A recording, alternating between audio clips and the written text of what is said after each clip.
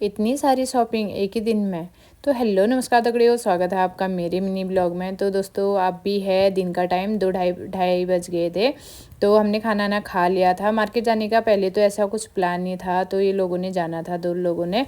तो फिर ऐसी बातें हुई कि हमने मार्केट जाना है, तो मैंने सोचा मैं भी चल देती हूँ, क्योंकि आज चिराग का शाम का ट्यूशन नहीं था, और नहीं तो ट्यूशन छोड़ने और लाने में उतना ही टाइम होता है, शाम को मार्केट जाने का टाइम ही नहीं हो पाता है।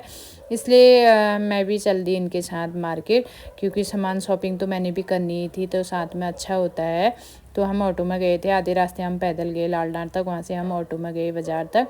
तो बाज़ार में देख के इतनी भीड़ हुई थी आज, क्या बताऊँ। उसके बाद हम शॉप में चले गए थे, थोड़ी बहुत हमने वूलन के कपड़े देखने थे, वो भी देखे। उसके बाद हमने वहाँ की बिलिंग कराने के बाद फिर दूसरी शॉप पे चले गए थे।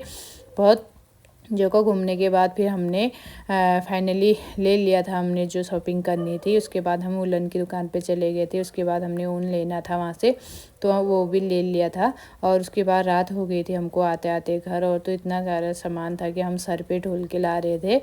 तो उसके बाद फिर जैसे हम घर आए, तो बच्चों ने पहले तो कपड़े देख के वैसे खुश हो गए। उसके बाद जब उनको पता चला कि इसमें से उनके लिए कुछ नहीं है, तो वो मायूस हो गए और बोलने लगे हमारे लिए खाने के लिए कुछ नहीं लाए हो। इसलिए फिर मैं चले गई पिज़्ज़ा लेने के लिए 7 बजे।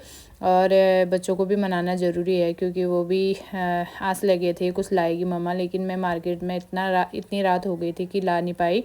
तो फिर मैं लाई वहाँ से, और सब ने, हमने 5 लोगों ने खाया। सासू माँ भी बैठी थी बगल पे, तो उनको भी दिया, और हम चारों ने भी खाया। 5 लोगों ने थोड़ा थोड़ा सब ने खाया, और बच्चे भी खुश हो गए, क्योंकि इनको भी खुश रखना ज़रूरी है। बीच बीच में ऐसी चीज़ें हैं लाने में, ये भी खुश रहते हैं।